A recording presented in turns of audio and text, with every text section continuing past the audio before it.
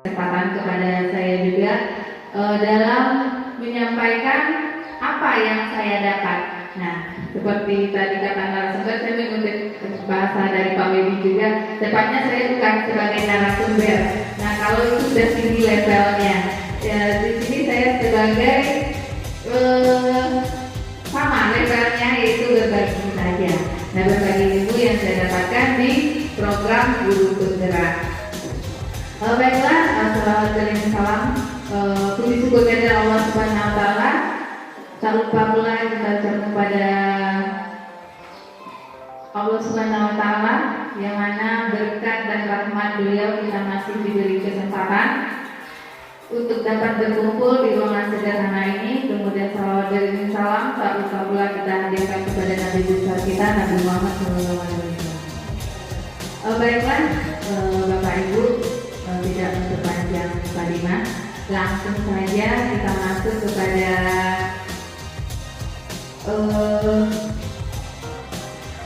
ilmu yang sudah saya dapatkan, akan saya bagikan kepada teman-teman semuanya. Mungkin sebagian dari Bapak Ibu mungkin juga sudah ada juga mendapatkan ilmu ini, mungkin melalui platform Merdeka Mengajar atau melalui Google, karena untuk ilmu pengetahuan itu kan sudah luas, sudah bisa didapatkan di mana-mana. Nah, bagi yang sudah mungkin saya mengingatkan saja lagi. Nah, mulai dari materi yang sudah saya dapatkan itu ada modul pertama, di mana modul pertama itu ada 4 bagian juga, yaitu filosofis, Ki Hajar Dewantara, dan saya akan memulainya dari situ untuk bisa kita menyerapkan budaya positif di sekolah. Nah, untuk sebelum kita bisa menerapkan budaya positif tersebut, tentu kita samakan persepsi kita terlebih dahulu tentang pendidikan. Nah, kita sama-sama tahu, kita sama-sama mengenal Ki Hajar Dewantara. Iya kan Bapak Ibu?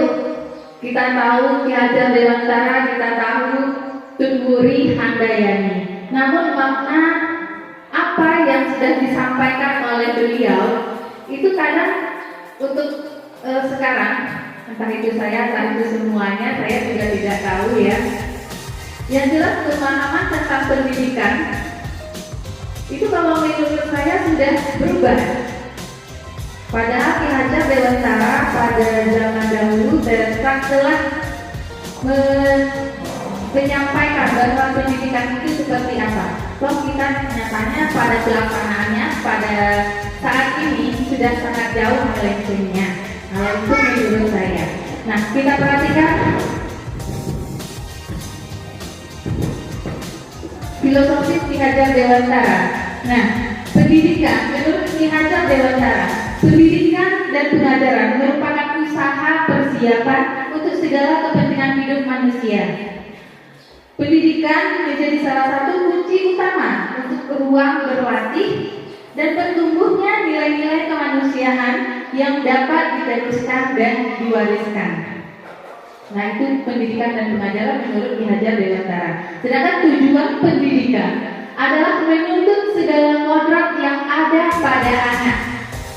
Nah, perlu digarisbawahi, menuntut kodrat yang segala kodrat yang ada pada anak.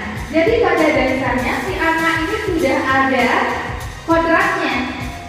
Kalau kita ibaratkan itu seperti kertas kosong, namun sudah terisi guratan-guratan halus. Kalau pandangan kita selama ini tentang pendidikan itu, anak adalah selembar kertas kosong. Kita mengisinya sesuka hati kita, mengajarnya sesuka hati kita. Bagaimana menurut kita ini benar, karena kita beragama, kita sudah dewasa, kita sudah banyak pengalaman. Nah, kita mengajarnya seperti itu karena kita menganggapnya dia tidak tahu. Jadi kita seolah-olah kita ini yang maha benarnya. Nyatanya si anak sudah ada kodratnya. Tugas kita apa? Kita hanya memperjelas goresan-goresan halus yang ada pada kertas putih tadi. Nah,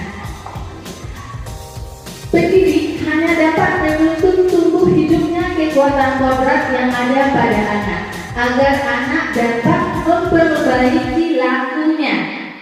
Nah, ingat Bapak Ibu, memperbaiki lakunya, bukan dasarnya. Karena masing-masing anak sudah ada dasarnya. Nah, kita di sekolah itu menuntut itu yang disebutkan berkarakter tadi. Jadi kita menuntutnya karakternya itu yang kita perbaiki, mungkin kita arahkan ke karakter yang lebih baik, cara yang positif. Nah, karena kalau untuk mengubah nasibnya kita tidak bisa ya Bapak Ibu. Nah, dasarnya tadi misalkan si anak ini sudah punya dasar mau jadi maunya apa itu sudah ada. Tugas kita hanya mengarahkan saja. Kita tidak bisa mengajarkan anak itu seperti kata yang sudah Bapak mengambil kata Bapak Widi juga. Kita memaksakan padi jagung berbuah padi atau sebaliknya. Tidak bisa seperti itu. Padi kodratnya padi, jagung adalah kodratnya jagung. Kita tidak bisa membolak-balikannya. Nah, jadi itu pada dasarnya. Jadi kita semakan persepsi kita terlebih dahulu bahwasanya pendidikan itu tugas kita sebagai pendidik hanya menuntut, bukan membentuk sesuka hati kita. Nah, jadi menuntut menuju kodratnya. Kodratnya mungkin menjadi suka. Kalau di dalam pembelajaran, kalau si anak sukanya melukis, kita arahkan pembelajaran kita ke arah melukis, walaupun bukan pelajaran seni. Misalkan saya belajar bahasa Indonesia, nah bukan berarti apa dia harus bisa berbahasa dengan baik, bukan merangkai kata dengan indah, karena tidak semua orang bisa untuk itu. Nah, jadi mungkin bisa diarahkan dengan dia cara pemahamannya melalui lukisan. Silakan lukiskan dengan pemahaman teks deskripsi, lukiskan. Nah, mungkin bisa kita lakukan seperti itu. Jadi kita mengarahkan saja ke mana yang sudah ditakdirkan. Nah, itu mengenai tujuan pendidikan. Kemudian hidup dan tumbuhnya kekuatan kodrat tersebut. Nah, kodrat ini dibagi pula atas dua, Bapak Ibu, yaitu kodrat alam dan kodrat zaman. Itu kita harus mengetahuinya karena kodrat alam itu akan berbeda-beda. Nah, kita yang berada di alam pedesaan misalkan akan berbeda pula cara mengajarnya dengan orang anak-anak yang berada di perkotaan. Nah, kita harus memahami itu. Dan termasuk kodrat yang kedua itu kodrat zaman. Zaman kita zaman dahulu, kalau kita mengajarnya di zaman kita belajar di zaman dahulu, kalau dimarahin kena pukul, kita mengadu itu ditambah. Kalau sekarang anak dipukul, kita masuk penjara. Nah, sudah beda kan Bapak Ibu. Nah, jadi kita harus juga mengikuti perkembangan zaman tentunya dengan hal-hal yang positifnya, tidak semua pula kita harus ikuti perkembangan zamannya.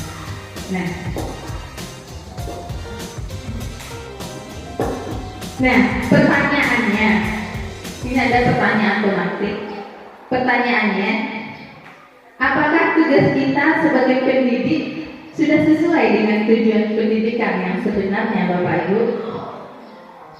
Apakah benar kita sudah menuntun anak atau kita memaksakan kehendak kita kepada anak? Nah, itu cukup dijawab dalam hati Bapak Ibu saja. Nah, kemudian pertanyaan berikutnya, apakah cara mendidik kita sudah benar? Dengan setelah tahunya kita kalau pendidikan itu seperti apa, apakah kita masih cara mendidik kita masih sama dengan yang sebelumnya? Dan apakah kita sebagai pendidik sudah mengetahui peran dan nilai-nilai kita sebagai pendidik? Nah, mungkin secara kalau kita lakukan di lapangan mungkin sudah kita lakukan, tapi mungkin kita tidak tahu kalau kita mempunyai nilai-nilai dan mempunyai peran sebagai pendidik itu seperti apa. Nah, saya akan mencoba menjabarkan tentang nilai dan peran guru penggerak. Dan bukan saja terfokus kepada guru penggerak ya, maksudnya di sini guru secara umum, secara keseluruhan yang harus dimiliki oleh guru. Kenapa di guru? Kalau menurut saya, kenapa guru penggerak ini? Kenapa kita harus mengikuti guru penggerak? Karena begini, kurikulum Merdeka itu lebih mengacu kepada kebutuhan anak ya. Kita pembelajaran yang berpusat kepada anak. Sementara kita belum mengetahui seperti apa sebenarnya pendidikan itu, seperti apa yang berpusat kepada anak, apa yang harus kita miliki. Makanya untuk menjadi bisa kita melaksanakan kurikulum Merdeka itu dengan maksimal, saya rasa ini kita perlu mengikuti program guru penggerak agar kita bisa mengetahui lebih dalam lagi bagaimana cara menghadapi, bagaimana cara menjalani kurikulum Merdeka ini. Kalau tidak dijalani, kita akan jalan ke depan. Kita seperti itu saja mengajarnya. Karena di dalam program guru penggerak ini banyak hal-hal baru yang saya dapatkan. Seperti yang sudah dikatakan Bapak tadi, IT. Mungkin dulu saya tidak ngerti jamboard itu apa. Kemudian Canva, membuat media seperti ini juga saya tidak tahu. Nah, Zoom itu mungkin jarang juga kita lakukan. Nah, sekarang sudah menjadi konsumsi sehari-hari. Nah, itu hal-hal yang umum baru saya dapatkan melalui program guru penggerak. Nah, baiklah, berikutnya saya akan mencoba menjabarkan mengenai nilai dan peran guru penggerak. Nah, yang pertama itu ada nilai guru penggerak. Yang pertama itu adalah mandiri, di mana kita mampu memunculkan motivasi dalam diri sendiri untuk membuat perubahan baik untuk lingkungan sekitar maupun untuk diri sendiri.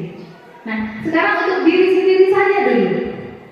Apa yang sudah kita lakukan untuk nilai kemandirian ini? Kita masih juga menunggu surat edaran untuk pelatihan. Kalau disuruh kepala sekolah baru kita ikuti. Nah, itu belum nampak lagi untuk kemandirian. Di kolaborasi guru penggerak yang saya lakukan itu, saya sangat minder sekali karena saya seperti itu sebelumnya. Nunggu kalau ada edaran dari tadi untuk mengikuti pelatihan ini baru ikut. Nah, saya malu sekali dengan ibu yang ada di Bibikayu itu sinyal susah, tetapi dia luar biasa untuk mencari ilmu itu. Padahal sinyal nggak ada di sana, tapi dia melalui Google, dia mencari informasi. Nah, itu menunjukkan kemandiriannya untuk meningkatkan kompetensi. Nah, setelah itu baru kita bisa mengajak lingkungan. Nah, di dalam program guru penggerak ini memang segala sesuatunya harus datang dari kita sendiri terlebih dahulu. Baru kita bisa mengajak orang lain. Bagaimana kita mengajak orang lain kalau kita sendiri saja belum baik? Nah, saya rasa seperti itu.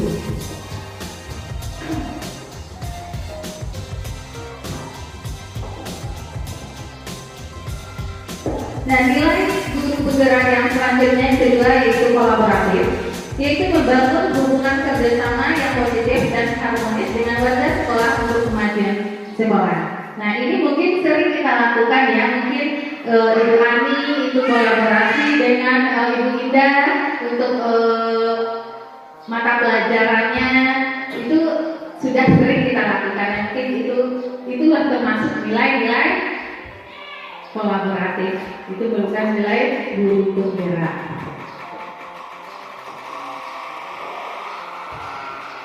Nilai yang ketiga adalah inovatif. Nah, yang menimbulkan ide-ide atau gagasan baru tentang metode, media, dan suasana pembelajaran yang berpusat pada anak dan menyenangkan. Nah, ini yang paling penting sekali kalau kita mengajar di dalam kelas.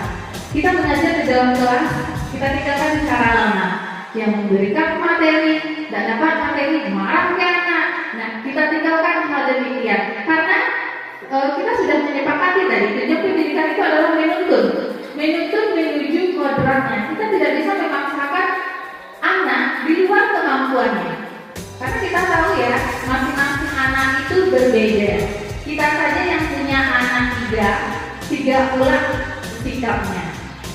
Nah, jadi kita tidak bisa menyamakan semuanya, dan juga tidak bisa memaksakan kehendak kita kepada anak untuk bisa harus mengerti ini. Makanya di kurikulum merdeka itu tidak ada 3 kelas. Nah, untuk menghindari hal tersebut.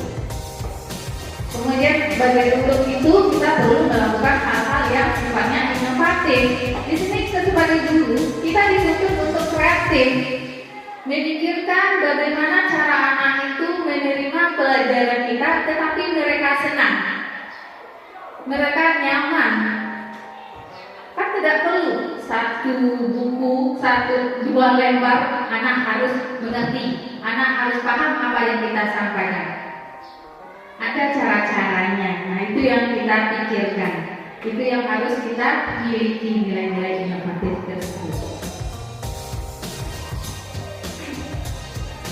Nah, selanjutnya ini nilai berikutnya itu berpihak pada murid, mengutamakan perkembangan anak sebagai acuan utama dalam pembelajaran atau menghadirkan pembelajaran sesuai kebutuhan anak yang disebut dengan pembelajaran diferensiasi. Nah, itu yang berpihak kepada anak, yang mengacu pada kebutuhan anak. Seperti yang dijelaskan tadi, kalau anak tidak suka menari, jangan kita paksa dia harus menari. Kita juga sudah punya contoh ya, Bapak Ibu, anak bukan bermaksud memojokkan kita, sebagai contoh saja. Itu anak mau berhenti sekolah karena tidak mau menari. Padahal kan tidak dipaksa. Karena ada tugas menari, anak berhenti sekolah. Karena itu salah satu bentuk wujudan kalau kita tidak berpihak kepada anak. Nah, karena challenge-nya bukan di situ. Anak mungkin tidak suka menari, mungkin di lain hal dia lebih suka. Oke, tidak masalah. Kita berikan tugas dengan cara yang lain. Nah, itu maksudnya.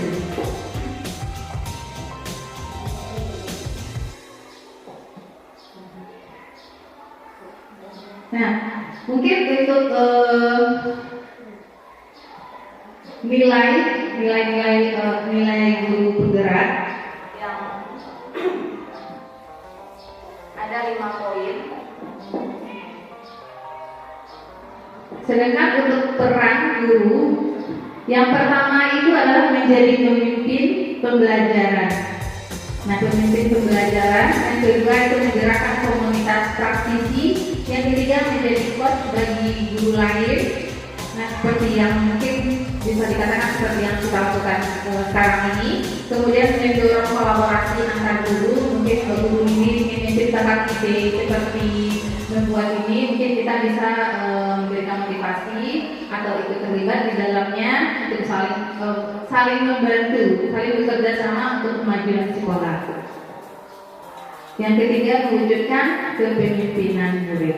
Nah, kesimpulannya, untuk kita bisa menerapkan budaya positif, di mana materi saya tadi di awal itu menerapkan budaya positif di kelas. Hal yang pertama yang harus kita miliki itu ini. Kita paham tentang apa itu pendidikan yang menurut Ki Hajar Dewantara itu. Nah, kita harus memiliki nilai-nilai guru penggerak dan kita mengetahui peran kita sebagai pendidik itu apa. Kesimpulannya seperti itu. Kalau ini untuk pendidikan, pengertian pendidikan itu seperti apa? Kalau kita tidak tahu, mungkin kita akan terus kesulitan juga karena hati kita mendua. Kita tidak akan bisa mengerjakannya karena kita tidak tahu konsepnya seperti apa. Bagaimana cara kita mempraktekkan kalau kita tidak tahu konsepnya? Ya Bapak Ibu. Nah, jadi untuk itu hal yang untuk menerapkan budaya positif, kita harus mengetahui apa betul pendidikan dan tujuannya, apa nilai-nilai guru penggerak, dan apa pula peran kita sebagai pendidik. Nah, setelah itu baru kita masuk ke dalam budaya positif.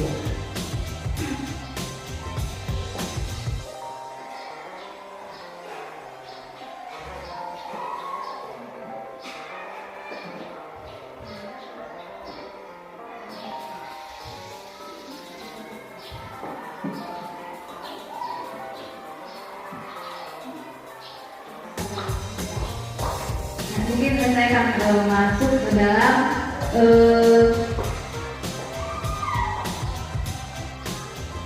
budaya positif. Berarti pemahaman mengenai budaya positif ini saya ambil dari pemateri waktu dari kemarin, waktu bulan yang lalu. Nah, pertanyaan awal dulu sebelum kita masuk. Bapak Ibu, setuju atau tidak hukuman dapat mendisiplinkan anak? Setuju atau tidak? Setuju. Oke, setuju. Oke, yang kedua, pemberian hukuman dengan hal positif seperti membaca atau membersihkan halaman sekolah dapat meningkatkan disiplin anak. Setuju atau tidak? Ini salah satunya Pak. Setuju atau tidak setuju? Setuju. Oke.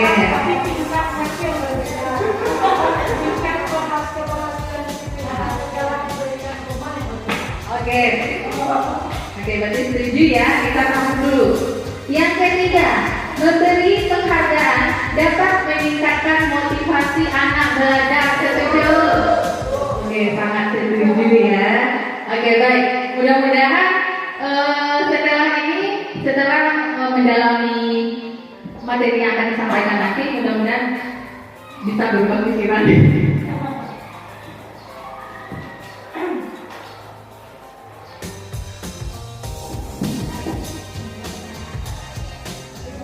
Mungkin ini yang perlu kita lakukan yang pertama. Kita mencoba simulasi, dikatakan simulasi.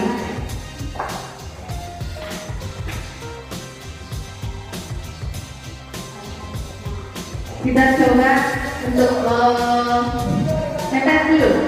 Saya minta tolong salah satu dari Bapak Ibu membuat satu tulisan di kertas. Mungkin Ibu Ida bisa bantu, mungkin silakan tuliskan satu keinginan, satu benda yang sangat berharga menurut Bu Indah di dalam kertas tersebut. Nanti Ibu Indah genggam kertas tersebut, nanti kita akan coba merayu, mau nggak dia buka, mau nggak dia berbagi. Oke, boleh. Benda yang berharga atau keinginan harapan yang ingin dicapai, terserah mau dituliskan apa saja.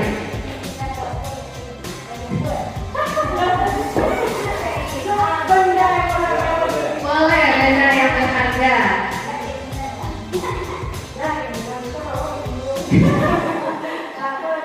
Oke, silakan Bu Indah secara kertas kecil saja. Boleh digenggam. Nah, Bu Icin, bisa bantu bagaimana caranya Bu Indah tersebut mau membuka itu, mau membuka genggamannya, membuka jangan dari tahu. Silakan, bagaimana cara Ibu Phil membuka genggaman tangannya Bu Indah?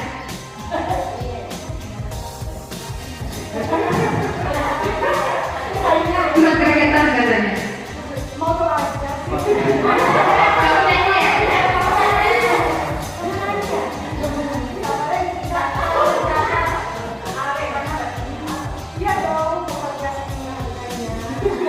Oke, Bang Tri mungkin bisa merayunya.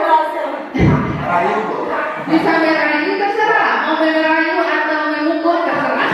Boleh diancam. Boleh diancam, terserah dengan cara masing-masing. Silakan bagaimana caranya. Kalau udah buka, satu cuti kok.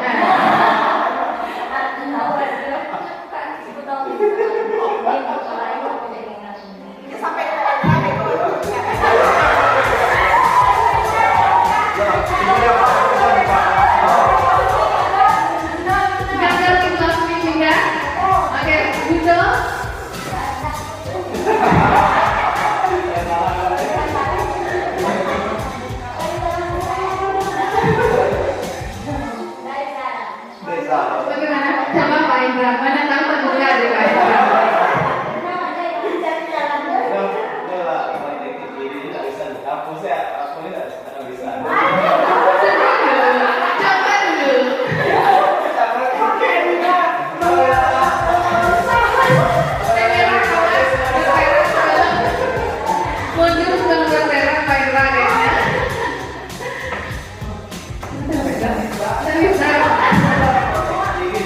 Oke, Bukman barangkali dengan ayat-ayat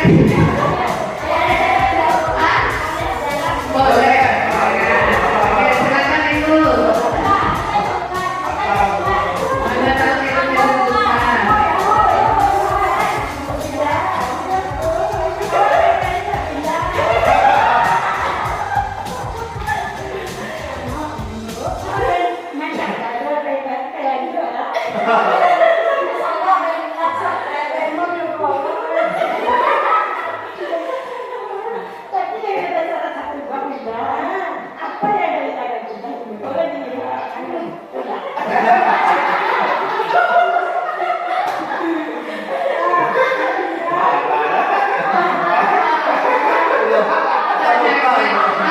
Akhirnya terbuka oleh Bukman.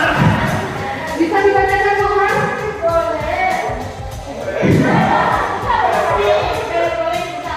Oh, berhasil. Oke, gak apa-apa. Rahasia kan. Artinya 5 orang yang berusaha membuka genggaman tangan Bu Ida, hanya Bukmar yang bisa.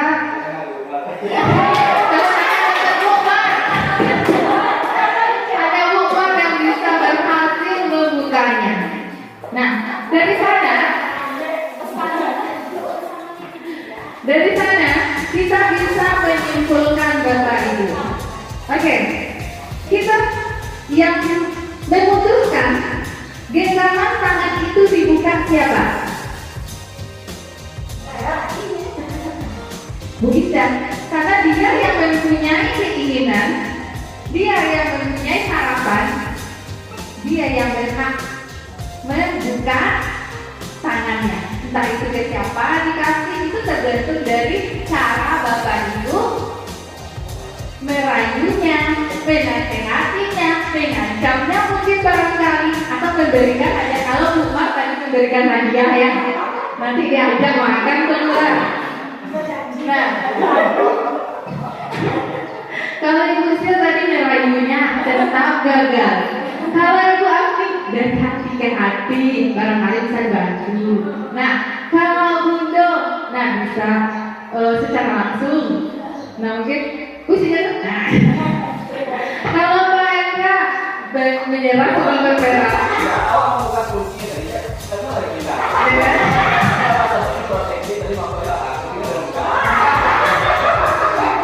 Berarti Pak Eka sudah bisa membaca yang tersirat.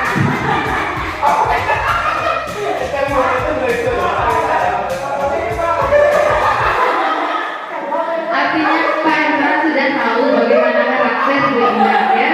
Nah, jadi intinya begini Bapak Ibu. Jadi yang berhak mengontrol diri kita itu adalah kita sendiri. Nah, orang lain berhak tidak mengontrol diri kita. Bagaimana Bapak Ibu? Orang lain berhak tidak mengontrol diri kita. Boleh? Bagaimana Pak Indra? Boleh saya mengontrol Pak Indra?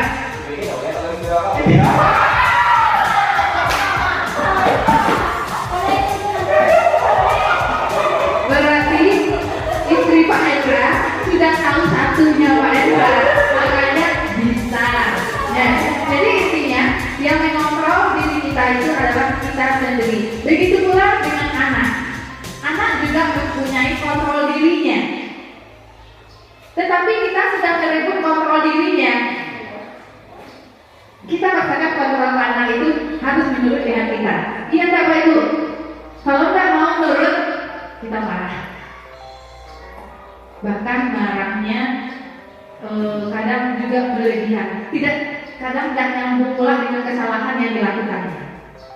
Nah, itu intinya Bapak Ibu. Jadi intinya yang berhak mengontrol diri kita adalah kita sendiri.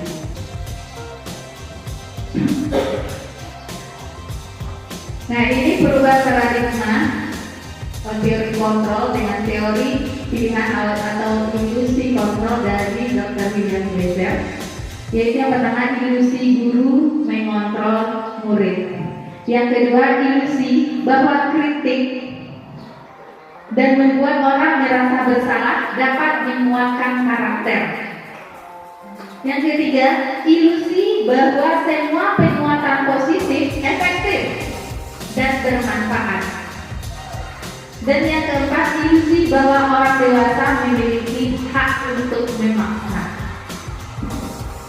Nah, mudah-mudahan dengan membaca ini saja bisa berasa tulisan Anda. Karena mungkin dari tulisan ini kita mungkin secara tidak sengaja pernah melakukannya. Ini apa Ibu? Ilusi guru mengontrol murid. Karena mengontrol dengan kedisiplinan disiplin di sekolah, oke, karena kita mempunyai keyakinan kelas mungkin yang sudah kita sepakati mungkin bersama orang tuanya, tetapi kadang kita lupa, kadang tidak sadar kita sedang mengontrol dirinya. Kita tidak membuatnya merasa leluasa, sehingga keinginan dan kemauannya tidak tercapai. Nah, yang kedua ilusi bahwa kritik membuat orang merasa bersalah dapat menguatkan karakter. Kita sering ya melakukan yang seperti itu, membuat anak itu merasa bersalah. Jadilah ibu itu menangis gara-gara apa? Beparang menolak. Besoknya mau ditulis tak? Nah, itu adalah karakter membuat anak merasa bersalah. Nah, yang ketiga, semua penguatan positif, efektif, dan bermanfaat. Penguatan positif. Kita sering ya memberikan penguatan kepada anak. Kita anggap itu sangat bermanfaat sekali. Yang keempat, orang dewasa memiliki hak untuk memaksa. Mungkin tepatnya begini, karena kita beranggapan kita sudah dewasa, pengalaman sudah banyak, awak kete baru, pengalaman lalu kebara, pandai itu melawan lagi. Nah, kan kita sering seperti itu kan? Nah, itu ternyata kita sudah secara tidak langsung mengontrol si anak.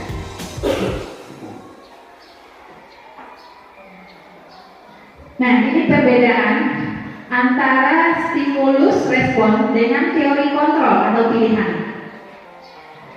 Kalau stimulus respon, kita mencoba mengubah orang agar berpandangan sama dengan kita. Sedangkan kalau teori kontrol, kita berusaha memahami pandangan orang lain tentang dunia. Jadi lebih luas lagi cakupannya, bukan antara kamu dengan aku.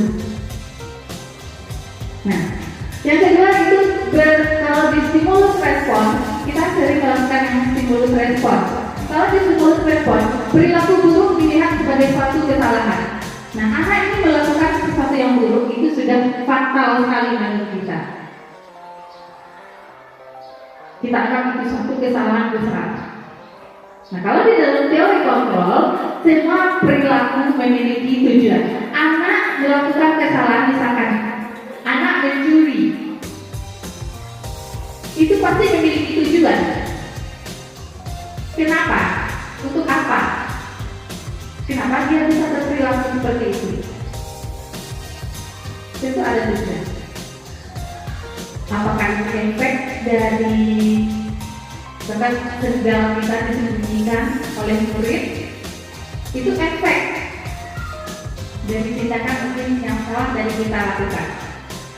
Kemudian kalau stimulus respon, orang lain bisa mengontrol saya. Nah, ini orang lain bisa mengontrol saya. Aku isi itu salah aku berikan. Salahkan isi itu tetap memberikan.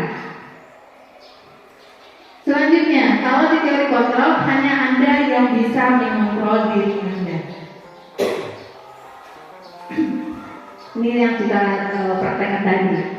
Kemudian stimulus respon, saya bisa mengontrol orang lain karena mungkin kita merasa kita lebih wow, kita merasa lebih hebat, kita selalu bisa mengontrol orang lain. Yang perlu kita ketahui, kita mempunyai kontrol masing-masing. Kita mempunyai keunikan masing-masing yang kita harus sadari itu. Kalau kita itu berbeda. Kemudian di dalam teori kontrol, Anda tidak bisa mengontrol orang lain. Walaupun kita bisa, mungkin kalau punya kesadaran yang seperti itu tidak akan mau melakukannya. Selanjutnya, pemaksaan ada pada saat akan gagal. Nah, ala diperingati, tidak jauh like tadi pasolek. Itu pada stimulus respon. Apakah hal tersebut bisa membentuk karakter anak? Apakah anak bisa berubah secara permanen atau hanya berubah ketika melihat kita saja? Dengan mulai mungkin akan berbeda lagi peranainya. Sedangkan di dalam teori kontrol, kolaborasi dan konsensus menciptakan pilihan-pilihan baru. Kita buat pilihan-pilihan baru mungkin. Kita buat kesepakatan mungkin dengan si anak. Kalau di dalam teori respon dan kalau di dalam stimulus respon, itu kita akan memaksa. Harus mau. Kalau di dalam teori kontrol, kita membuat pilihan dengan anak. Setelahnya apa yang kamu lakukan? Kenapa kamu melakukan hal tersebut? Pasti diberikan alasan. Nah, kalau sudah tahu alasan, bagaimana cara memperbaikinya? Biarkan datang dari dirinya sendiri, jangan kita yang mengontrol. Biarkan dia berusaha dengan caranya sendiri. Selagi itu jalannya positif, kita cuma mengarahkannya saja. Nah, selanjutnya pada stimulus respon, model berpikirnya menang kalah. Nah, sedangkan di dalam teori kontrol, model berpikirnya menang-menang. Jadi tidak ada perbandingan. Seperti kurikulum mereka, tidak ada yang juara, tidak ada yang tinggal kelas. Karena itu akan merusak karakter. Mungkin Bapak Ibu juga menyadari mungkin si anak kalau terbiasa mendapat juara, ketika tidak mendapatkan juara dia menangis. Si anak ketika kita minta bantu, kita kasih duit, ketegasannya saya kasih duit, dia menghindar, nggak mau bantu lagi. Itu adalah stimulus respon. Nah, kalau di dalam teori kontrol itu sama. Cara berpikirnya itu tidak ada yang menang kalah, tapi menang-menang.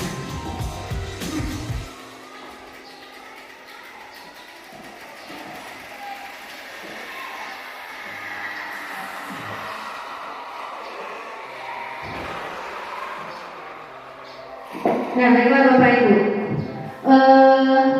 Di samping teori kontrol ini, di sini ada sudah berkaitan. Tapi yang harus kita tahu, yang harus kita ketahui ada 5 kebutuhan dasar manusia. Ini manusia ya, 5 kebutuhan dasar manusia. Yang pertama bertahan hidup, yang kedua penguasaan, yang ketiga kasih sayang dan rasa diterima, dan yang keempat kesenangan, dan yang terakhir adalah kebebasan. Ini sifat dasar manusia dan tidak menutup kemungkinan juga ini untuk anak. Kita juga mempunyai kebutuhan tersebut. Si anak juga mempunyai kebutuhan tersebut. Terkadang kita lupa ya bahwa anak juga mempunyai kebutuhan tersebut, sehingga kita sering juga mengatakan itu cerita kita.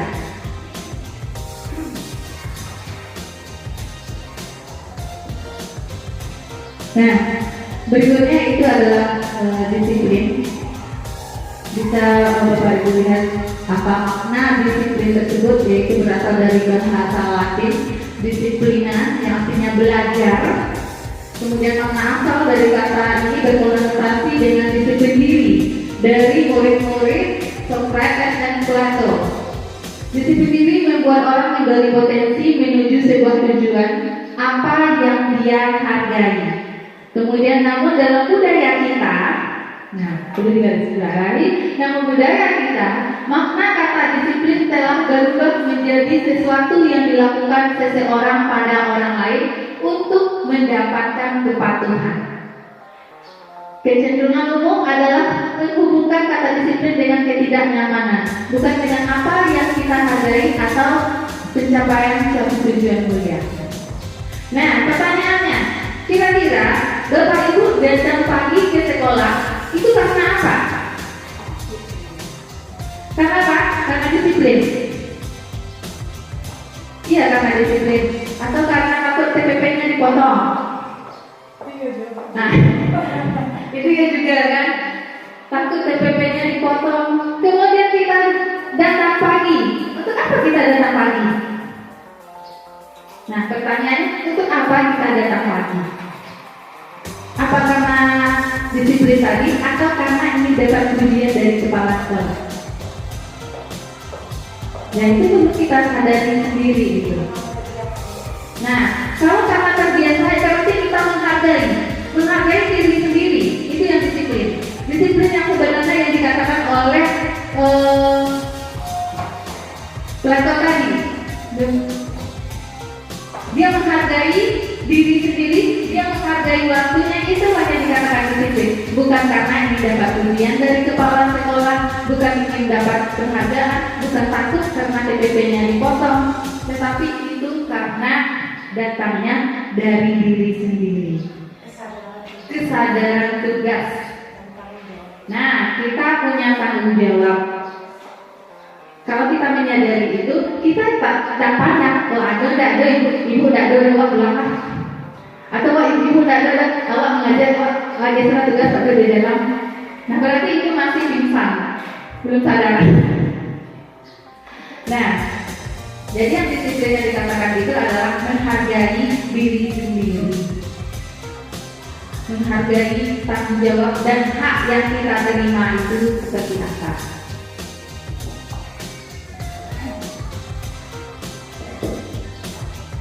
Nah, kita masuk ke dalam nilai-nilai kebajikan universal. Ada beberapa poin ini, nilai sifat-sifat manusia merupakan tujuan mulia yang dicapai oleh setiap individu. Nilai-nilai tersebut bersifat universal. Kemudian setiap perilaku atau perbuatan memiliki tujuan, itu yang dikatakan oleh Yesus tadi. Kemudian dengan mengaitkan nilai-nilai kebajikan,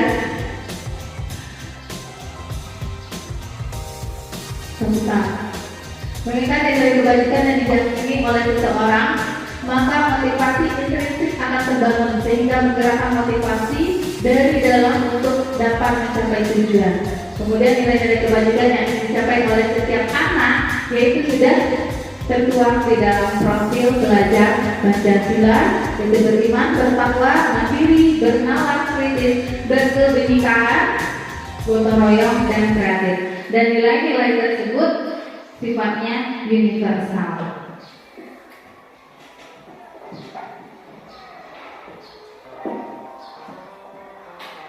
Nah, kita masuk ke teori berikutnya. Teori motivasi, hukuman, dan penghargaan serta restitusi. Nah, setelah ini nanti Bapak Ibu mungkin tahu kalau bisa nanti berubah pemikiran. Teori motivasi perilaku manusia.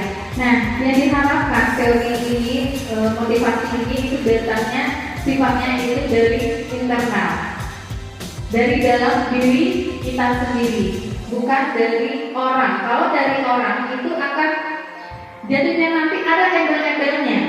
Nah, itu kasarnya. Kalau ada motivasi itu dari orang, itu nanti keterlibatan ada embel-embelnya nanti lainnya.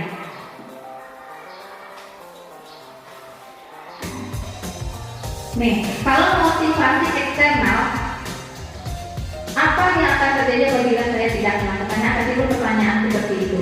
Untuk menghindari kenyamanan atau hukuman itu akan timbul dari diri kita. Kalau kita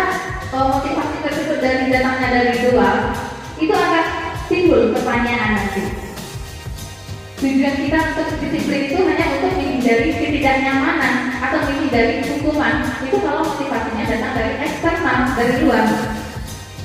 Nah, tapi kalau datangnya dari internal, itu untuk menghargai diri sendiri. Saya akan menjadi orang yang seperti apa bila saya melakukannya? Akan timbul pertanyaan seperti itu. Kalau eksternal akan banyak timbul pertanyaan. Jadi kalau modelku, ini tak berani ibu. Nah, itu modelku banyak. Nah, dan banyak timbul kalau motivasi itu eksternal. Nah, ini merdeka menurut Ki Hajar Dewantara. Merdeka itu artinya tidak hanya terlepas dari perintah, akan tetapi juga cakap membuat memerintahkan diri sendiri. Nah, ini akan ada kaitannya dengan teori kontrol tadi. Kita mengontrol diri sendiri itu secara tidak langsung kita dapat menceritakan diri kita. Maka terkait dengan teori Ki Hajar Dewantara ini mengenai merdeka. Jadi kalau masih ada juga orang yang mengontrol kita, masih juga kita mengontrol anak, berarti anak belum merdeka. Nah, di sini dihukum oleh penghargaan. Kita sering memberikan penghargaan ya Bapak Ibu kepada anak-anak. Bagi siapa yang dapat ini, ibu kasih ini, ibu kasih permen, ibu kasih uang jajan. Itu sering kita lakukan. Kita anggap itu adalah sebagai motivasi. Selama ini seperti itu kan Bapak Ibu. Kita anggap itu sebagai pembentuk karakter anak. Benar, itu pembentuk karakter anak. Tetapi harap ya negatifnya. Rupanya penghargaan itu tidak membuat anak menjadi lebih kuat, tetapi malah sebaliknya. Karena motivasi itu timbul karena eksternal, bukan dari dalam dirinya sendiri. Dia membantu anak, membantu kita karena ingin mengharapkan sesuatu. Anak membantu kita bukan datang dari dirinya, bukan karena sikapnya yang suka membantu, tetapi karena dia ingin mengharapkan sesuatu dari kita. Nah, selanjutnya itu adalah ini, penghargaan. Pengaruh jangka pendek dan jangka panjang. Nah, ini sangat berpengaruh kepada anak. Mungkin kalau jangka pendeknya dia akan senang ketika nampak kita tolong, dia akan senang bantu itu. Tapi untuk jangka panjangnya dia terbiasa seperti itu. Biasa diupah dulu, baru mau tolong. Nah, itu jangka panjang. Kemudian penghargaan sangat mendukung. Nah, itu kenapa dikatakan mendukung? Nah, seperti yang tadi efeknya itu mendukung. Nah, selanjutnya penghargaan mengurangi ketepatan. Nah, ini sudah jelaskan tadi memang agak kurang tepat ya, kata tidak tepat, karena perubahan nanti akan bersifatnya itu jangka pendek saja. Anak berubah karena diberi penghargaan, tapi bagus kamu dapat juara 1, tapi efeknya jangka panjang. Kemudian penghargaan merusak hubungan. Betul tidak penghargaan merusak hubungan Bapak Ibu? Contohnya saja dari diri kita dan dalam ini. Ketika ada pemilihan mungkin guru berprestasi, guru berkarakter, nah itu dipilih, pasti akan menimbulkan kok ini nanti, kan nggak ngaruh. Nah seperti itu akan timbul, akan merusak hubungan. Oh si orang ini kan nggak berangkat. Kan jadi herannya terus hubungan kita karena sudah kita berpandangan lain. Nah, begitu juga dengan anak seperti itu akan merusak hubungan antara anak yang sering juara dengan anak yang juara satu. Biasanya jangan ini udah dapat juara, ini saya mencontek. Nah, merusak hubungan. Jadi ternyata penghargaan tersebut tidak dapat merubah karakter si anak dalam jangka panjang. Oke, selanjutnya ini dihukum oleh penghargaan yang menurunkan kualitas. Menurut Bapak Ibu, benar tidak menurunkan kualitas kalau penghargaan itu kita berikan? yang harusnya anak itu menolong kita secara ikhlas, tapi tidak demikian. Ini benar-benar banget. Jadi kualitas dia menolong kita itu tidak ada arti jadinya, tergantung apa seperti itu, tidak ada artinya karena dia mengharapkan imbalan. Kemudian penghargaan mematikan kreativitas. Nah, ini maksudnya mungkin kreativitasnya menjadi tidak berkembang karena dia mengharapkan sesuatu. Nah, kemudian penghargaan mengurangi motivasi intrinsik. Sudah jelas sekali karena tidak datang dari diri sendiri karena dia mengharapkan sesuatu. Kemudian ini bentuk program kebajikan atau apresiasi. Nah, boleh kita memberikan penghargaan, tetapi bukan dalam bentuk benda atau dalam bentuk hadiah. Ini bisa dijadikan bentuk kebajikan, bentuk apresiasi. Dalam memberikan apresiasi juga tidak bisa sembarangan. Nah, ini salah satu contoh. Beri pengakuan secara khusus kepada anak. Mungkin kamu baik, sudah melakukan ini tanpa disuruh ya. Terima kasih, kamu sudah peduli dengan lingkungan, kamu buang sampah walaupun tidak disuruh. Itu kan sebuah apresiasi. Itu kan juga sebuah penghargaan juga untuk anak, tetapi dalam bentuk apresiasi. Kemudian yang selanjutnya, beri pengakuan secara pribadi kepada anak. Mungkin anak dipanggil, nah, otomatis pasti anak merasakan sesuatu lah ketika dipanggil pribadi, apalagi mendapat apresiasi dari kita. Mungkin akan menambah motivasinya. Kemudian yang ketiga, beri pengakuan kepada semua murid bergantian.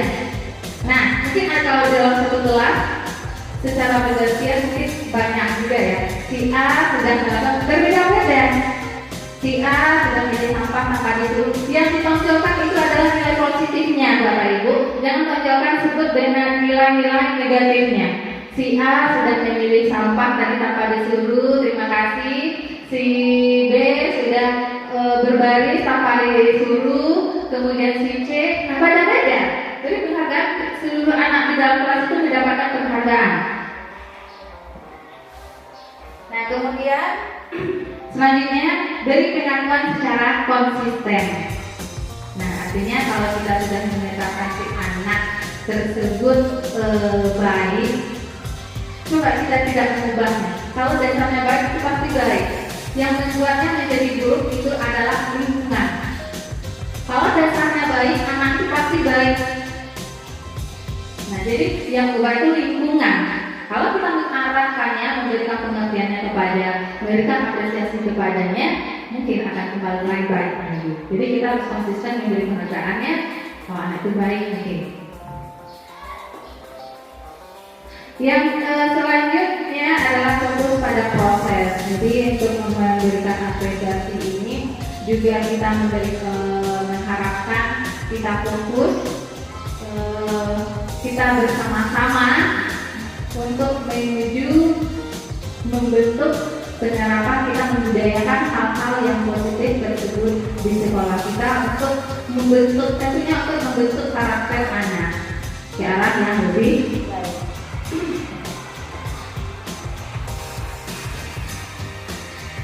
Nah, ini salah satu, ini contoh pengakuan atau apresiasi kebajikan. Nah, kemarin saya perhatikan rasa empatimu besar sekali pada saat menolong murid baru di kelas kita. Itu adalah satu bentuk kebajikan, apresiasi kepada anak.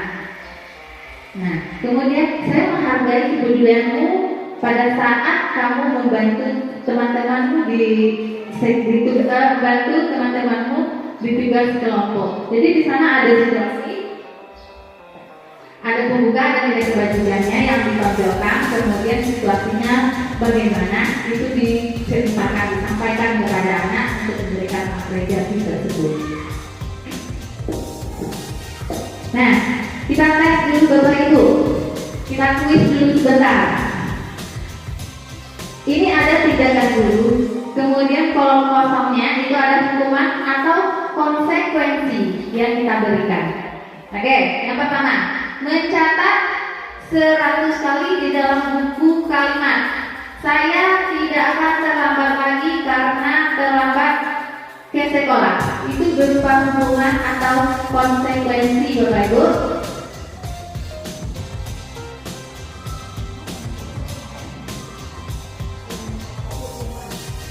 Tindakan gurunya mencatat 100 kali di dalam buku dengan kalimat saya tidak akan terlambat lagi karena dia terlambat ke sekolah. Itu merupakan hukuman atau konsekuensi, Bapak Ibu. Iya, hukuman. Oke, kita tunggu dulu jawabannya. Hukuman. Yang kedua, lari mengelilingi lapangan basket 2 kali karena terlambat hadir ke di sekolah. Hukuman atau konsekuensi? Hukuman juga.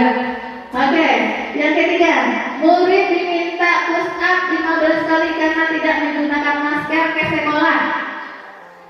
Hukuman atau konsekuensi? Hukuman. Kemudian menggantikan kertas tugas teman yang telah dicoret-coret. Konsekuensi. Oke. Membersihkan tumpah air di meja tulis karena tersenggol pada saat belajar. Konsekuensi. Kemudian murid disuruh untuk cuci piring karena terlambat datang ke sekolah. Hukuman. Kemudian lari mengelilingi lapangan basket 2 kali karena terlambat 10 menit untuk pelajaran PJOK. Hukuman. Oke. Berarti Bapak Ibu sudah tahu beda hukuman dan konsekuensi. Kita akan lihat jawabannya. Tada. Nah, jadi jawaban yang pertama, kedua, dan ketiga itu betul ya Bapak Ibu. Merupakan hukuman. Kemudian menggantikan kertas tugas, konsekuensi. Nah, kemudian membersihkan tumpahan air di meja itu konsekuensi. Murid disuruh nah ini lagi nih, hukuman sama juga dengan yang tadi. Kemudian lari mengelilingi lapangan basket 2 kali itu merupakan konsekuensi. Tadi Bapak Ibu bilang itu adalah hukuman. Kenapa dikatakan konsekuensi? Karena sebelumnya mungkin sudah membuat kesepakatan terlebih dahulu. Kalau terlambat kamu olahraga, terlambat datang, kamu harus terlambat untuk lari ya, lari mengelilingi lapangan basket. Itu mungkin sudah membuat kesepakatan dengan muridnya. Guru dengan murid sudah membuat kesepakatan. Jadi konsekuensi itu terjadi kalau kita sudah membuat kesepakatan dan kita tahu, anak tahu kalau itu merupakan kesalahan dari dia. Nah, kalau untuk yang lain mencatat 100 kali karena terlambat, hubungannya apa coba? Dia terlambat, hukumannya adalah mencatat. Apa hubungannya? Sebelum jadi bidang lain. Apa hubungannya coba? Nah, itu mungkin bisa kita benahi nanti bersama. Mungkin yang selama ini mungkin kita melakukan itu ya, bukan saya menjadi siapa-siapa. Saya juga sebelumnya juga melakukan hal yang seperti itu.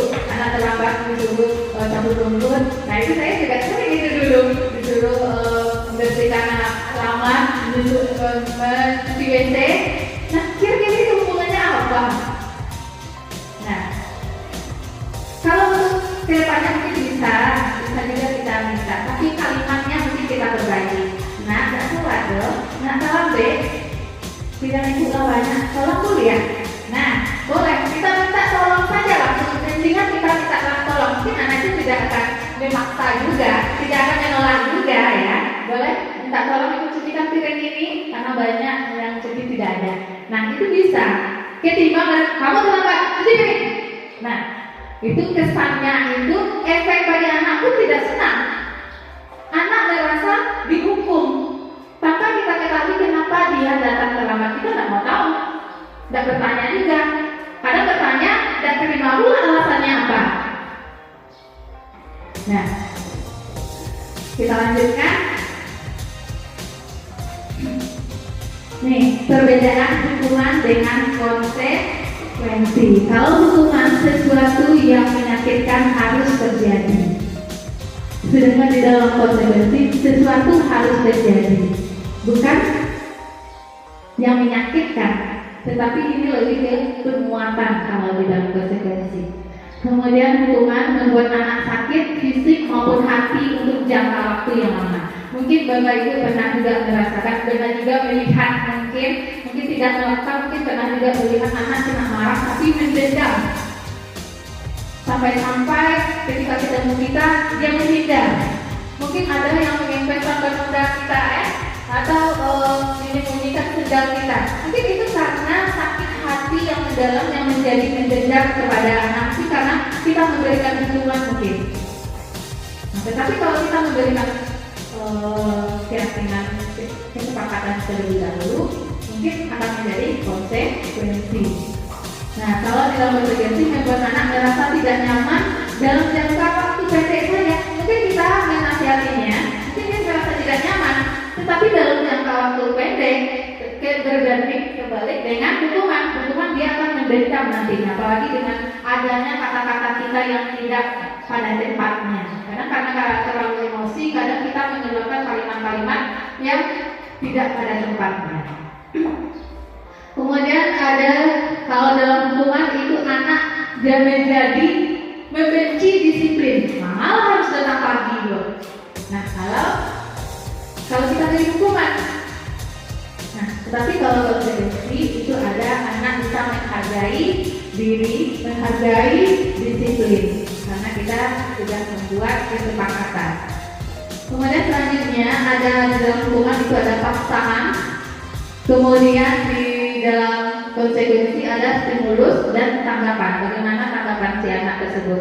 Kalau di dalam hukuman itu terjadi pemaksaan. Karena ketika kita menyuruh anak belum tentu ikhlas, anak belum tentu mau. Nah, itu perbandingannya.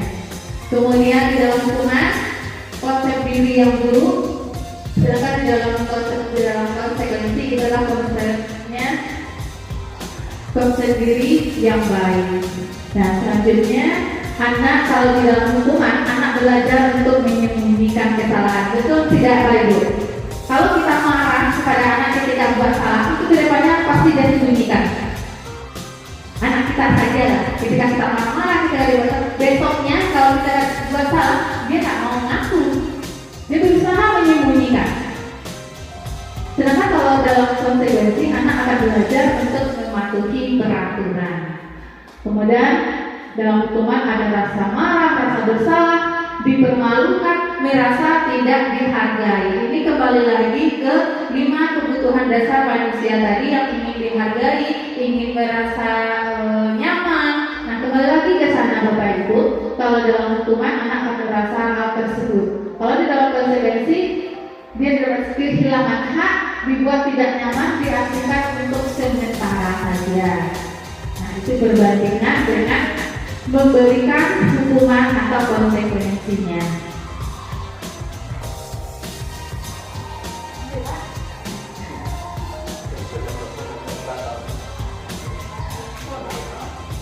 Nah, sedikit lagi, ada satu lagi, restitusi.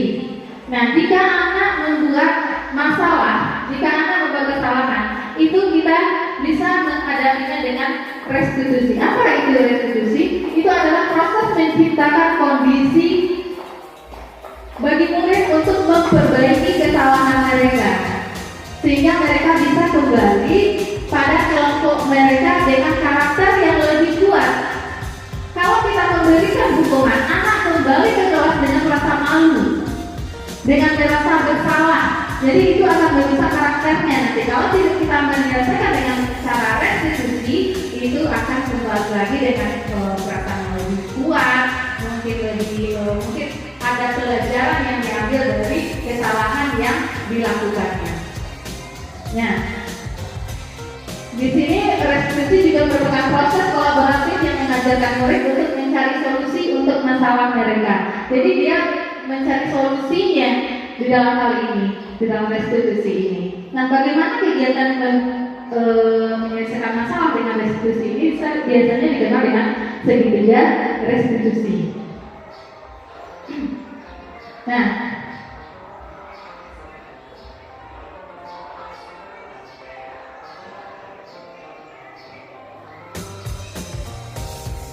ini hampir sama dengan yang dijelaskan tadi, mungkin tidak perlu dijelaskan lagi. Kita masuk kepada 9 ciri-ciri restitusi. Restitusi ini adalah bukan untuk menebus kesalahan, namun untuk belajar dari kesalahan. Kemudian yang kedua, memperbaiki hubungan. Yang ketiga, tawaran bukan paksaan. Dan yang keempat, restitusi menuntut untuk melihat ke dalam diri. Dan yang kelima, mencari kebutuhan dasar yang mendasari tindakan. Kenapa tindakan tersebut dilakukan? Kemudian restitusi diri adalah cara yang paling baik. Kenapa dikait paling baik? Itu kita bahas nanti. Kemudian fokus pada karakter, bukan tindakan. Makasih Bu Ida.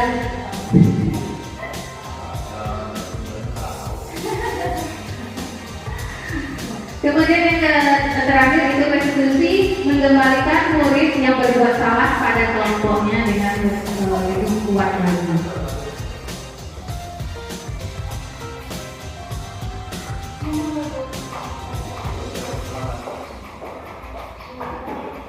Nah, ini Bapak Ibu, mungkin ketika kita menerapkan disiplin di kelas, perlu kita kesepakati bersama siswa terlebih dahulu.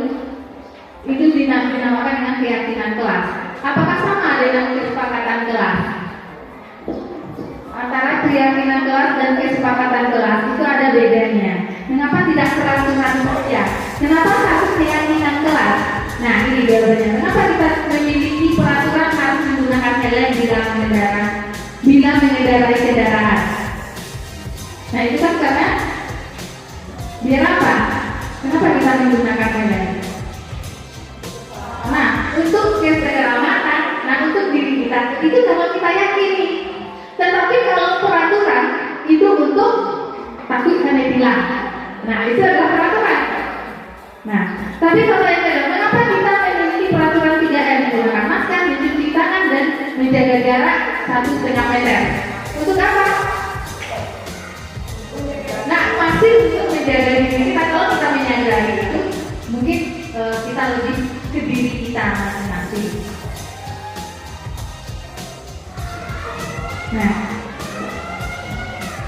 ini mengenai budaya positif, di mana itu ada tingkatan-tingkatannya dan hitungannya. Budaya positif itu lebih luas cakupannya, kemudian lingkungan positif bisa kita contohkan di sekolah kita, dan keyakinan kelas itu di dalam kelas. Dan nanti akan tercipta peraturan kelas. Nah, jadi sebelum kita membuat peraturan kelas, kita buatkan keyakinan kelas dulu. Nah, menurut Bapak Ibu, yang mana yang merupakan keyakinan kelas?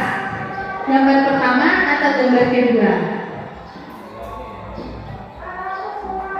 Oke, gambar pertama, TK Dharma Wanita Persatuan, kesepakatan kelas, datang tepat waktu, mengucapkan salam, menjaga kebersihan sekolah, berdoa sebelum dan sesudah kegiatan, aktif dalam pembelajaran dan tertib. Kesepakatan kelas, kami guru dan murid yang saling menyayangi, kami murid yang semangat belajar, kami murid yang peduli dengan senang-senang.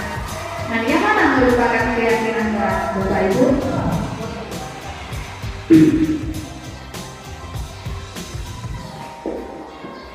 Yang mana Bapak Ibu? Gambar 1 atau gambar 2? Nah, yakin? Nah, ini merupakan peraturan dan ini merupakan keyakinan. Oke, sudah bisa membedakan ya Bapak Ibu. Gampang sekali kan? Sudah bisa jadi guru negara ini.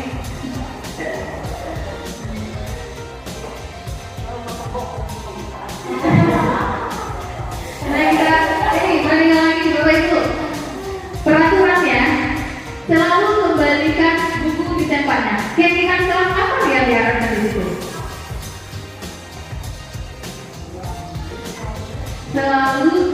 mengembalikan buku di tempatnya. Disiplin. Mengenai apa keyakinannya? Kerapian. Oke, kerapian. Disiplin juga, teratur ya. Oke, dilarang mengganggu orang lain. Itu keyakinannya apa?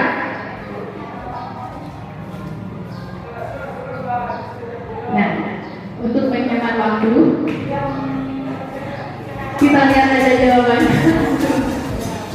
Dilarang mengganggu orang lain itu merupakan wujud dari menghormati orang lain. Kemudian hadir di sekolah 15 menit itu menghormati orang lain dengan komitmen. Kemudian dilarang melakukan kekerasan, itu adalah keselamatan dan menghormati orang lain juga. Dilarang menggunakan narkoba, itu untuk kesehatan, itu keyakinan. Di bagian yang sini itu merupakan keyakinan dari peraturan yang kita buat.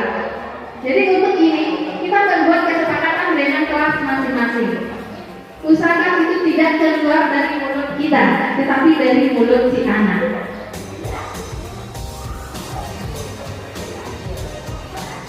Nah, ini mengenai kebutuhan dasar manusia. Ini 5 posisi kontrol pendidik.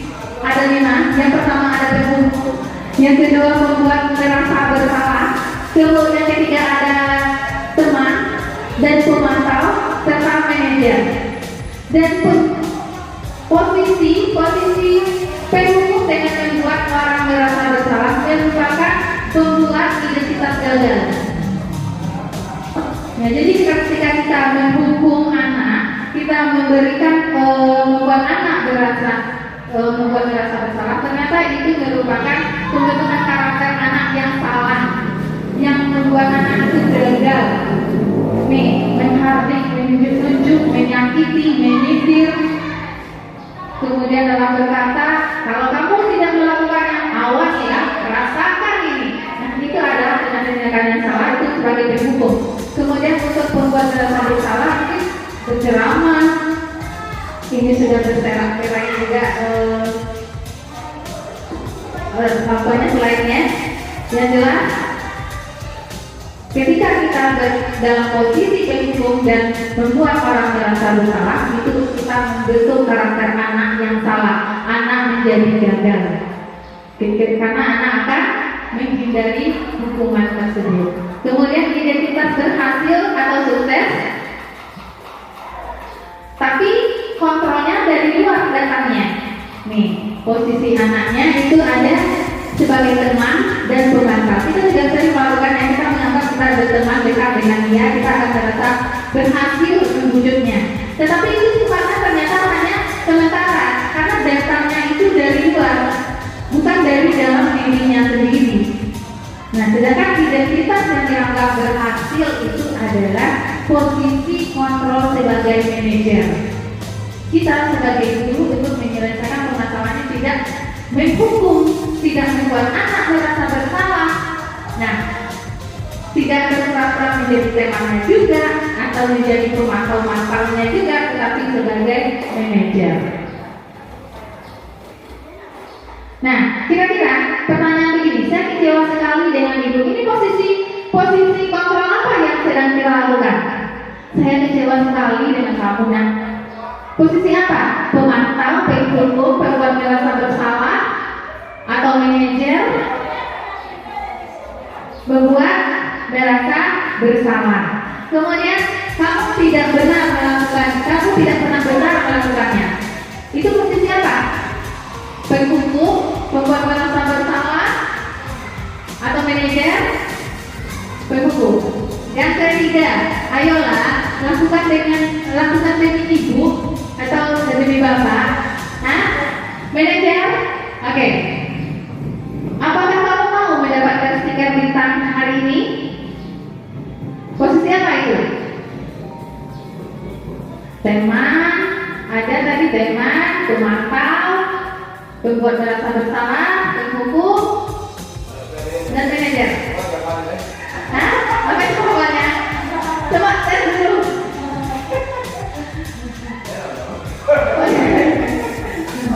Oke, untuk yang mana itu kita langsung lihat jawabannya.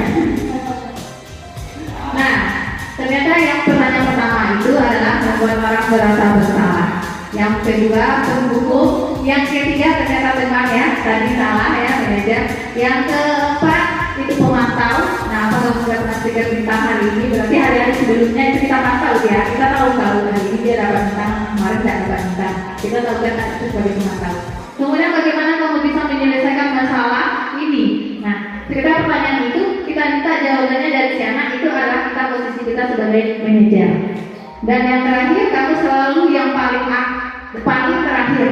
Nah, kita memberikan judgement secara langsung ya. Jadi itu adalah posisi penghukum. Nah, kita berbicara antara peraturan, pemantau, konsekuensi atau hadiah, nilai-nilai, manajer, dan memperbaikinya. Nah, ini segitiga restitusi ini mungkin yang terakhir karena sudah waktunya mendekati waktunya. Ini segitiga restitusi ini adalah untuk menyelesaikan masalah ketika anak melakukan kesalahan, sehingga mudah-mudahan nanti ketika anak membuat kesalahan kita tidak melenceng dari apa yang seharusnya kita lakukan. Nah, akan kembali lagi kepada filosofis Ki Hajar Dewantara tadi. Nah, segitiga restitusi ini merupakan cara untuk membuat anak kembali ke kelompoknya itu dalam merasa tidak bersalah, bukan merasa tidak bersalah ya, lebih kuat lagi, walaupun dia tidak merasa malu, tetapi dia dengan kesalahan tersebut dia bisa memperbaikinya sendiri. Nah, yang pertama yaitu menstabilkan identitas. Dalam menstabilkan identitas ini, hal yang perlu kita lakukan adalah menanyakan kenapa anak ini terlambat. Biasanya kita anaknya terlambat, bu. Kok terlambat? Wah, terlambat jago. Ya kan? Besok bilang kan? Tapi waktu itu, tapi kita tidak menanyakan kenapa dia terlambat. Karena tahu orang tuanya sakit, kita nggak akan selewat itu pertanyaan seperti itu. Nah, misalkan anak tidak membuat PR, kenapa kamu tidak membuat PR? Lupa, bu. Tahu kalau itu salah? Ya, bu. Kalau tapi kita harus membuat keyakinan kelas terlebih dahulu ya. Kalau tiada keyakinan kelas kita bagaimana? Poin keberapa itu? Poin ketiga, bu. Mengumpulkan tugas cepat waktu. Tahu, bu. Oke, kalau begitu bagaimana cara menghadapinya? Oke, besok tidak akan diulangi, bu. Mungkin saya akan lebih belajar lagi, mungkin jawabannya seperti itu. Mungkin banyak lagi belajar.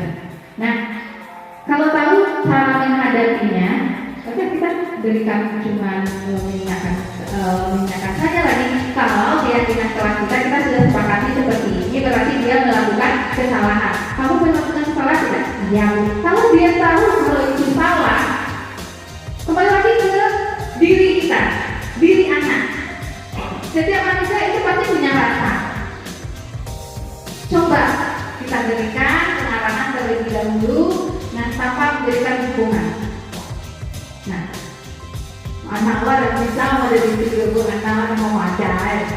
Benar. Memang anak-anak kita karena kita belum terbiasa juga ya, karena terbiasa kita memberi hukuman. Kita terbiasa memberi hukuman sehingga keyakinan kelas yang kita buat itu tidak berfungsi.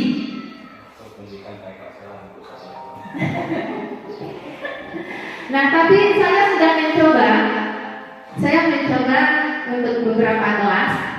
Memang tidak, memang saya menjadikan kelas sebagai percobaan, tidak seluruhnya saya terapkan yang seperti itu. Tetapi ketika saya mencoba menerapkan di kelas yang seperti ini, memang saya lihat itu di kelas Ibu Ami ya, yang coba saya coba itu mungkin ada kelihatan keyakinan kelasnya, dan tidak banyak. Tidak perlu banyak muluk-muluk ini, tapi tidak ada pelaksanaannya. Kita juga yang kena. Mending sedikit, tetapi pasti. Oke. Awalnya ya nanti dicoba di lomba 1. Di kelas Umar ya. Nah, ketika anak itu tidak mengumpulkan tugas seperti prakarya kemarin, anak tidak mengumpulkan tugas. Coba lihat poin berapa, harusnya bagaimana? Kelompok itu apa alasannya? Tidak membuat ini dijelaskan begini. Kemudian kita berikan solusi. Oh, kalau masalah iuran gini, kita berikan solusi yang terbaiknya. Kemudian coba lihat poin berapa, salah tidak? Ya Bu. Akhirnya pertemuan berikutnya mengumpulkan semuanya. Karena saya dengar sebelumnya nggak ada apa yang ingin mengumpulkan proyek diantaranya nggak ada. Tapi alhamdulillah benar ada yang mengumpulkan. Nah itu kemudian juga kepada anak kita. Tidak apa-apa nyebutkan nama yang di kelas Pak Hendra. Nah, seperti anak-anak yang dua itu, yang besti dua itu, saya juga pernah mencoba melakukan restitusi itu kepada yang inisial L itu. Nah sampai sekarang dia ketika masuk, kenapa? Betul Ibu, walaupun gayanya yang masuk sebenarnya, yang penting dia masuk ke kelas dulu. Nah itu dan mencoba sama dengan bestinya satu lagi itu juga masuk. Yang penting dia masuk setelah dia di awalnya itu tidak menerima pelajaran, mungkin tidak nyambung dengan apa yang kita sampaikan. Yang penting yang pertama, poin pertama dia masuk terlebih dahulu. Nah itu sudah menunjukkan ada perubahan untuk si anak. Tentunya kembali lagi ke diri kita, bagaimana cara kita memperlakukan si anak. Kalau kita cuma marah-marah terus tanpa memberikan pengertian, tanpa yang sifatnya face to face mungkin dari hati ke hati, mungkin juga anak akan memanjang gasnya. Atau kita juga sendiri yang merasakan emosionalnya mungkin. Nah, ketika saya mencoba menyelesaikan itu, memang tidak mudah. Memang perlahan untuk peringatan pertama untuk itu masih. Nah berikutnya ada perubahan. Nah mungkin dengan guru masih ada juga ya teman. Dengan guru ini dia cabut, dengan guru ini dia masuk, masih pilih-pilih guru juga. Tapi perlahan kita sama-sama mengingatkan anak-anak kita semuanya. Kita coba dengan melakukan kegiatan restitusi, segitiga restitusi dalam penyelesaian masalah. Mudah-mudahan karakter anak kita, walaupun keluarnya belum nampak prestasi yang begitu menonjol, setidaknya dari dalam itu nampak karakter yang kita sendiri yang tahu kan, karena kita yang berkolaborasi dengan yang bertemu dengan mereka langsung, melihat perubahan mereka langsung, kita juga yang akan merubahnya. Tentunya datangnya itu dari diri kita sendiri. Kalau dari awal kita sudah mengatakan tidak bisa, sampai kapanpun itu tidak akan pernah bisa. Nah, jadi selagi kita masih berusaha, mudah-mudahan ada jalan. Nah,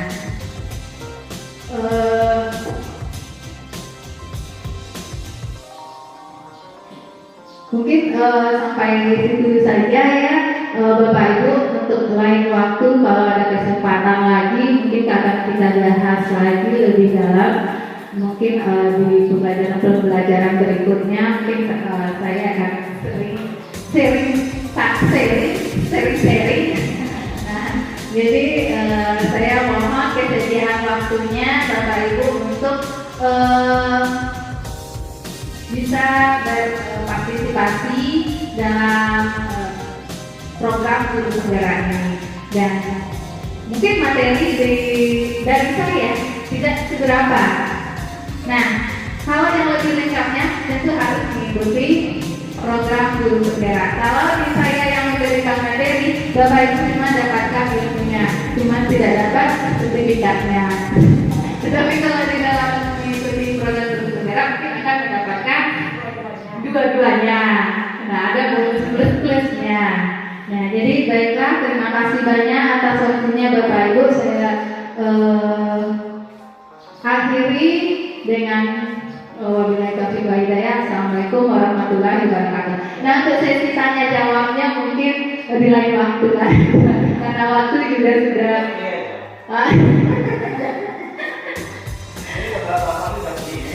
jam berapa kan? Baiklah Bapak Ibu, saya dengan wabillahi taufiq wal hidayah. Assalamualaikum warahmatullahi wabarakatuh.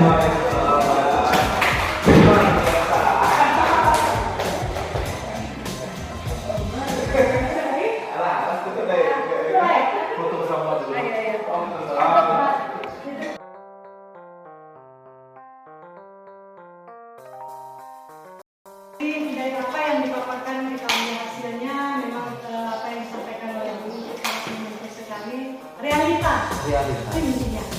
Yang disampaikan dalam realita bagaimana kenyataannya di sekolah kita nanti. Mungkin Bu Uni sendiri sudah di pengalaman beliau, pengalaman kita semua. Jadi dengan adanya pemahaman yang telah diberikan walaupun singkat dapat memberikan arti yang berkesan dan dapat menjadi untuk kita semua untuk melangkah ke arah yang lebih baik sehingga mengantarkan sekolah kita ini lebih baik dan sejahtera.